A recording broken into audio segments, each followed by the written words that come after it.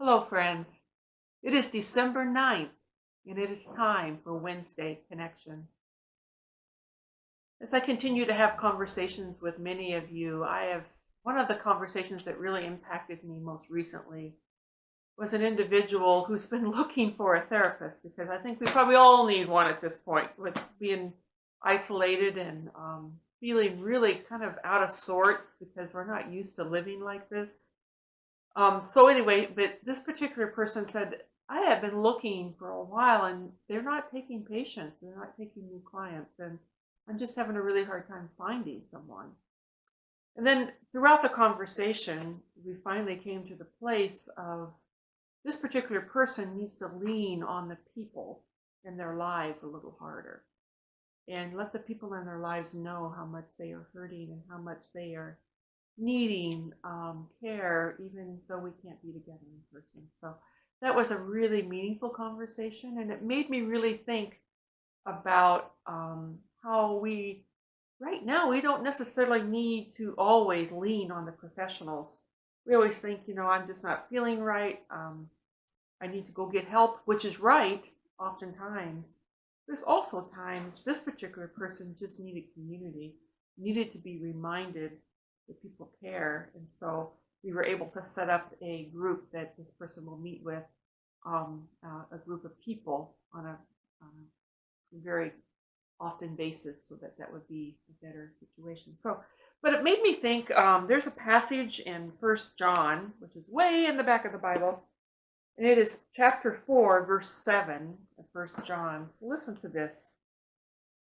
And it's about God being love, which means we are to be love as well. It says, my beloved friends, let us continue to love each other, since love comes from God. Everyone who loves is born of God and experiences a relationship with God. The person who refuses to love doesn't know the first thing about God, because God is love.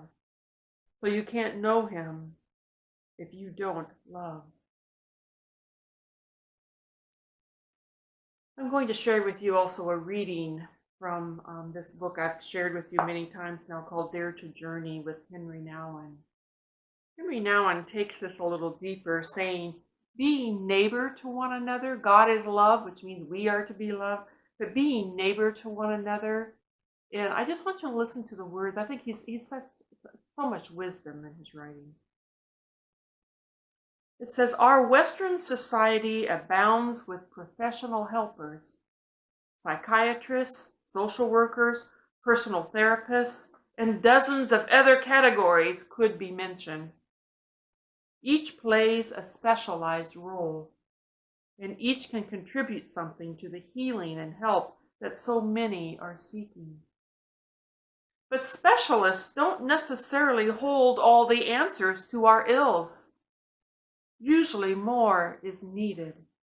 And here we begin to touch on the big questions of meaning, hope, and purpose that are so essential to our well-being.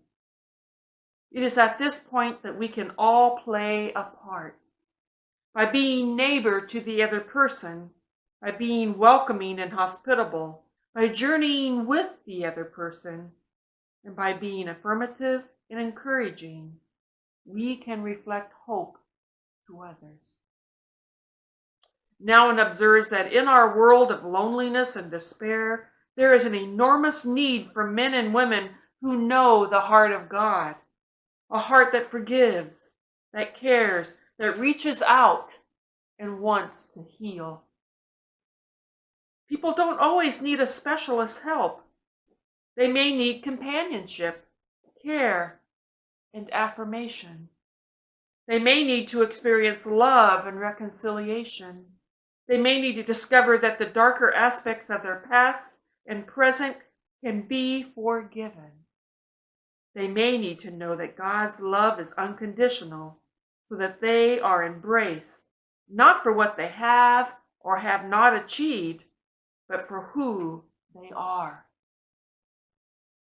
If we are experiencing those realities ourselves and are joyfully living life through God's grace, we can be those signposts of hope for others.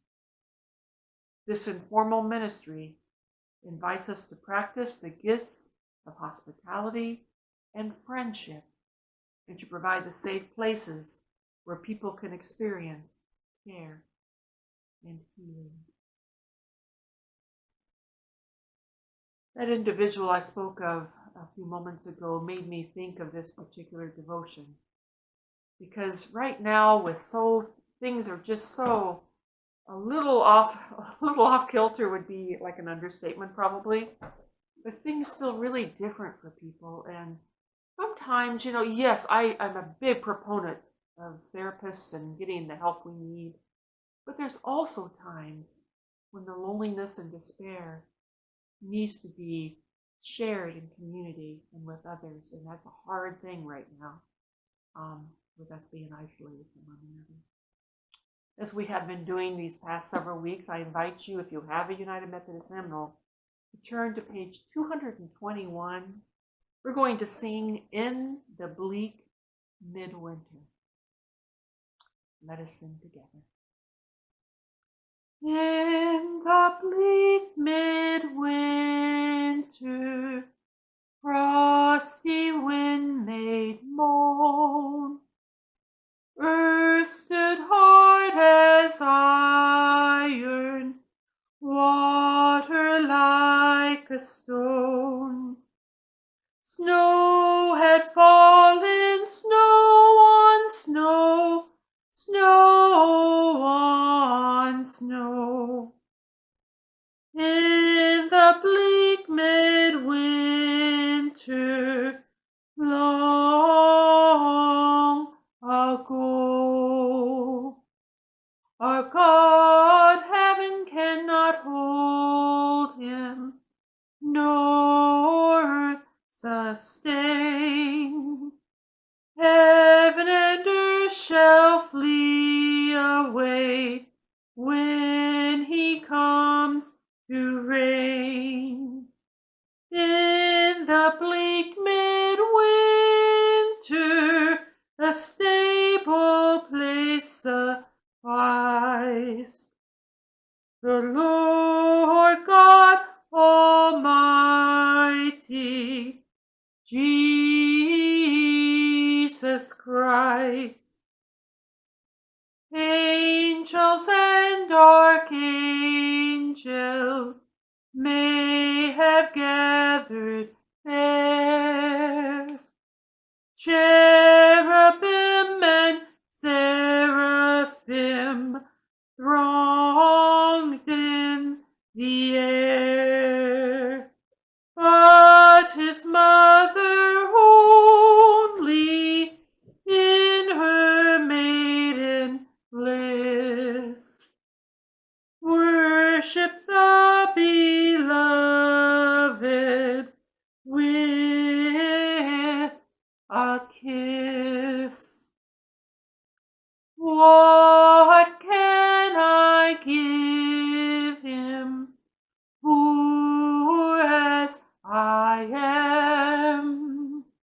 If I were a shepherd, I would bring a lamb.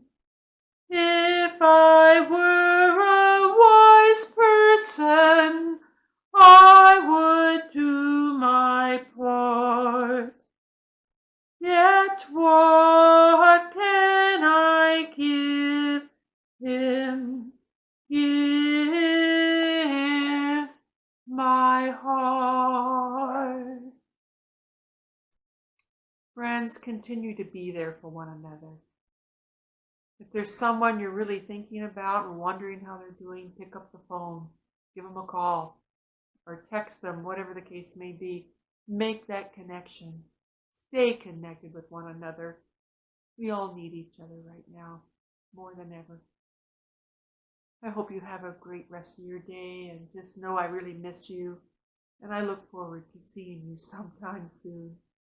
Bye-bye.